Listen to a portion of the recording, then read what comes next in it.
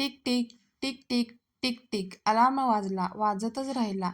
बऱ्याच वेळाने मग सुदेशची पहाट उगवली.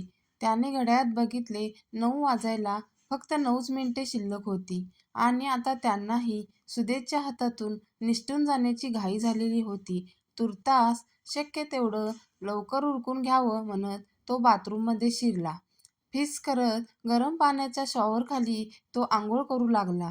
मग त्याने साबणाने छान घासून काढले, पाण्याने धुवून काढले, तर स्वच्छ आंघोळ केल्याचे आविर्भावात कानात थोडासा साबणाचा फेस तसाच राहून बाहेर आला.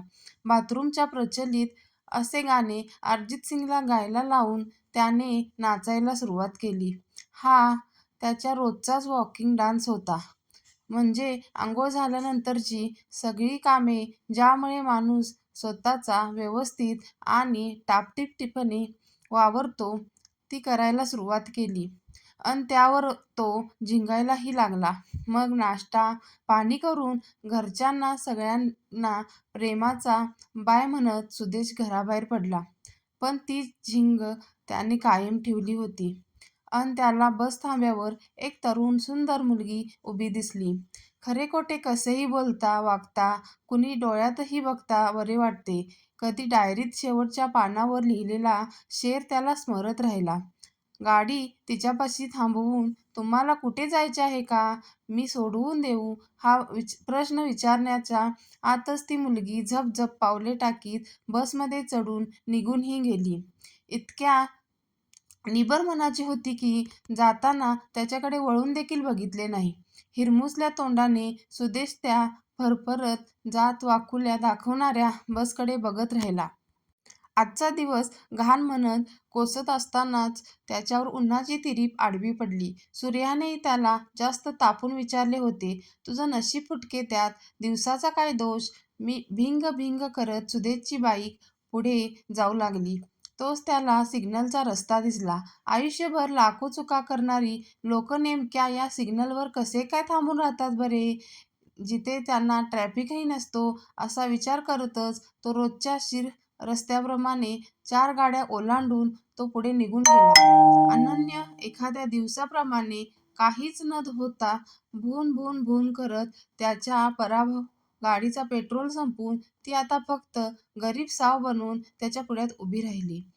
रोज लवकर लवकर म्हणजे 9-10ला उठणाऱ्या सुदेशला पंपावर जाऊन पेट्रोल भरण्यापेक्षा संध्याकाळी त्या नेपाळी पोरांच्या गाडीवर जाऊन अंडा चिकन रोल खाण्यात जास्त धन्यता वाटत असे. आणि मग तीच वाढलेली फुगलेली चरबी ही अशा पद्धतीने कमी होत असे. आज मात्र दिवस वेगळाच होता. त्याच्या मागून एक रानवनात राबणारा हात आला.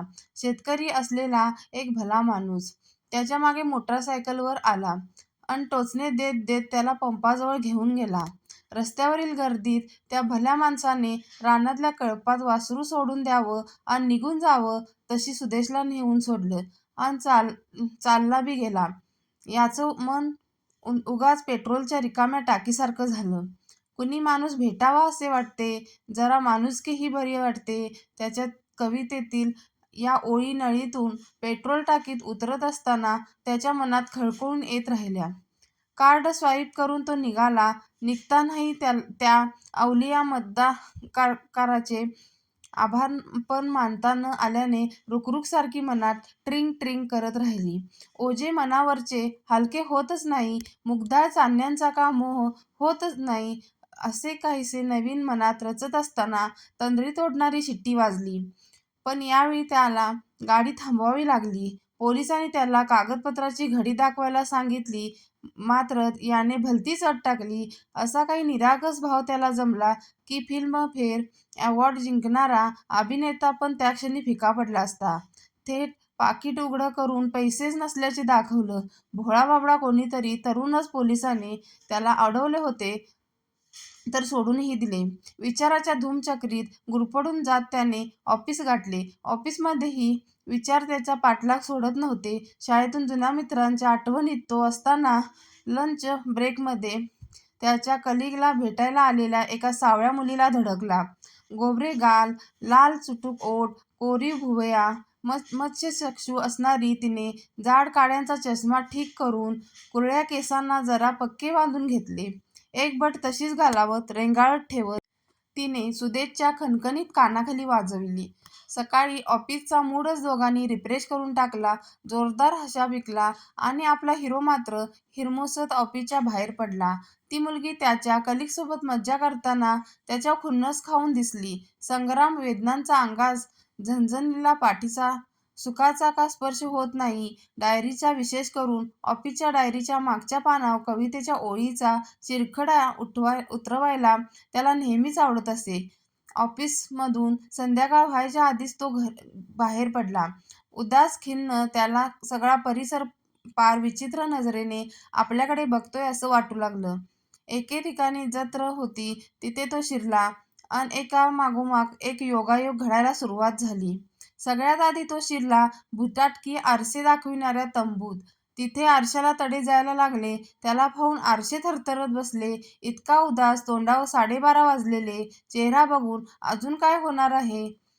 पण त्याला पण तिथेच ती मुलगी दिसली, जी बस थांब्यावरून त्याचे भले मोठे वाक्य बोलण्याच्या आतच निघून गेली होती. जत्रेत आली, पण पैसेच सुट्टे करून न आल्याने तिला जत्रेत हरवल्यासारखे वाटत होते. चेहऱ्यावर अपार करुणा वाहायला लागणारच होती की सुदेशची नजर तिच्याकडे गेली आणि ओळख काढण्याची नामी संधी साधत त्याने सुट्टे पैसे देऊ केले अन त्या मुलीशी मैत्रीची नोटही त्याने बांधली. चेहऱ्यावर थोडेसे आलेले गुलाबीपण सुदेश कसेबसे लपवत होता. तो पुढे चालायला लागला. आपल्या कुटुंबाला घेऊन आलेला त्याला तो माणूस दिसला. त्याने त्याच्या गाडीला टोचन लावून पंपापर्यंत धाडण्यात त्याला मदत केलेली. गरीब सर्वसाधारण परिस्थितीचा तो मुलाचा हट्ट पुरवून पुरवून मेटाकुटीला आल्यासारखा वाटत होता. सुदेशला त्याला बघून जणू आकाशाखाली ओढून घेऊन त्याच्याकडून मुठभर चांदण्या तोडून त्या माणसाच्या पदरात घालायचे सुचले. त्याने बघितलं की त्याचा मुलगा फारच रडतोय. धावत हा गेला अन पुडक्यात खाऊ बांधून घेऊन आला. त्या माणसाचा चेहरा आनंदाने फुलून आला. याच्याही मनाची रुकरुक मिटली.